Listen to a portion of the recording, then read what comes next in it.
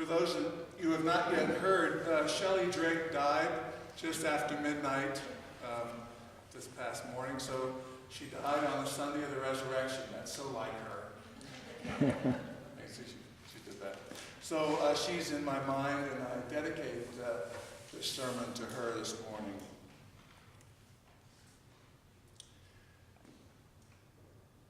When I was a child, my parents made sure that we three children knew how to swim.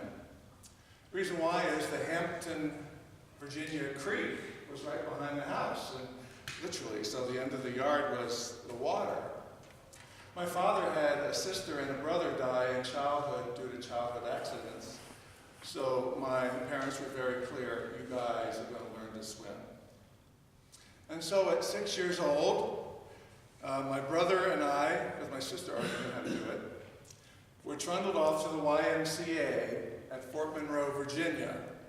Now this was a YMCA built in the 20s, okay? Can you see this? A Y built in the 20s with a pool in the lower level, smelled of chlorine and echoed a lot. Do you remember those? Oh yeah. You can smell the chlorine immediately. So there must have been about 10 youngsters in the class with me. Well, we all got into the shallow end. We were paddling around, going this way and that, and letting go of all that good stuff we did. So I was rather proud of the first day of swimming lessons. But the second day of swimming lessons, we gathered at the deep end.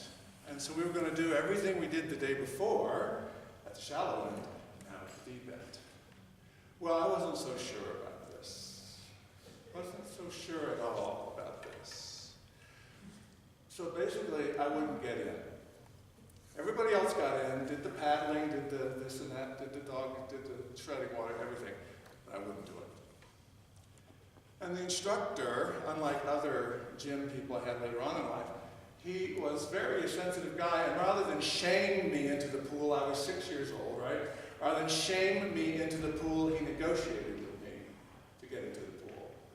How about just putting a toe in the deep end? No, I couldn't possibly. Are you sure you couldn't do that? So I ended up putting a toe in. Okay, you've done it. Now how about your foot? You think you could put the whole foot? So you put the whole foot. Then what do you think about a leg? What about both legs? Why don't you just sit on it? So you can see what happened. At the end of this, I was in the deep end, a little still traumatized, but I was in the deep end and I was doing the exercises. Dog, paddling, holding on, kicking. You remember all that stuff you got. To this day, I'm not quite sure about deep water. Now, I got a letter in high school for the varsity swim team. But that was in a pool where I could see the bottom. I'm not so sure today about the ocean, where I know it's there, but I can't quite see it.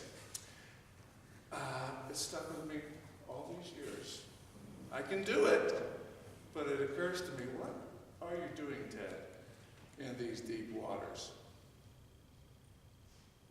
So the depths of the swimming pool, or the depths of living a human life, getting away from the shore, holding on to the edge of the pool, the safe, the familiar, the secure, and thrusting oneself toward the depths, the deep waters where, in the gospel story today and in life, I think in general, one finds the profundities that make our life meaningful.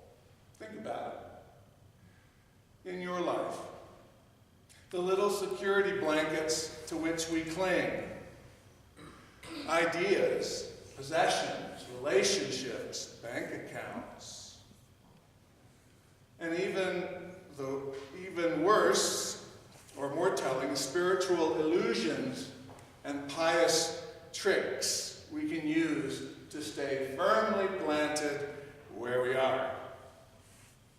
For instance, an obsession with the form of worship rather than worship itself, or criticism of everybody else's spiritual life, but not my own, of course, or undue allegiance to certain teachers who would have us stay ultimately firmly attached to the side of the pool under the guise of leading us to new heights.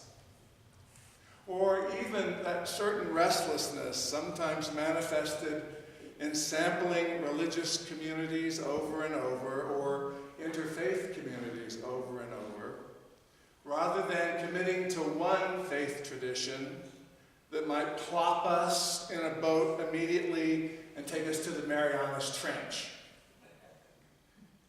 Lowest point in the ocean, I'm told. Lower than Everest is high. Thank you. The Marianas Trench is lower than Everest is high. That's pretty low. Thank you. So like so much in life, the shore ain't bad. The shore has a lot of delights, and we need to have a shore. You can't have depth without a shore. The shore is good, but it ain't good enough. Jesus, in today's gospel, from Luke's perspective, he's like a rock star leaving the stage. He's surrounded with the curious, the needy, the believers, and the skeptics. And pressed by the crowds, he steps into a boat belonging to a certain guy named Simon, fisherman by trade. Simon obliges, perhaps out of curiosity, and Jesus starts his teaching. Well, the teaching over, Jesus tells Simon, now, let's get down to brass tacks here. Let's go out and catch some fish. Simon, though, who's been out all night, already knows that the fish aren't running, but agrees nonetheless, okay, let's go try again. And this time the nets are filled to overflowing until that boat and the other boat are in danger of sinking. So the message here, one of them is, there are great riches in life if we will go to the depths to experience them. A great theologian of the mid-20th century, a guy by the name of Paul Tillich, wrote this about our living not only in secure shallows, but rather our demanding depths. After World War I, many people were profoundly questioning the classic view of Christianity that God is in heaven and the world is getting better and God's in charge of everything. And all's going to be well, gee golly. Yet in the face of that war's devastation, and in the face of those who Tillich called articulate irreligionists, who said that life was meaningful, Tillich reached deep into the Christian tradition to offer people meaning, direction, and purpose beyond what they could see at the moment. He wrote words that, for me, Shelley has lived by the last months of her life. And it goes like this. Tillich said, "The kingdom of God is peace and joy. This is the message of Christianity. But eternal joy is not to be reached by living on the surface. It is rather attained by breaking through the surface, by penetrating the deep things of ourselves, of our world, and of God.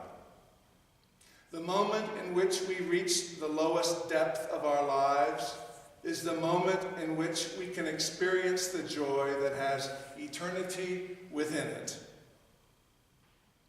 We can experience the hope that cannot be destroyed and the truth on which life and death are built. For in the depth is truth, and in the depth is hope, and in the depth is joy."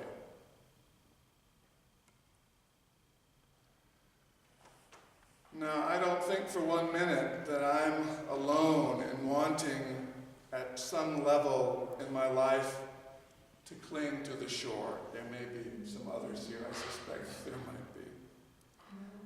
I know you share other comfortable shores with me, but I think I have learned and am learning that life is nothing without risk. So I try to set off from the shore, set my bow towards the deep water, and set down my nets, expectant of God's abundance to come my way. And I have tried for decades as a pastor to encourage and guide you guys to in that journey.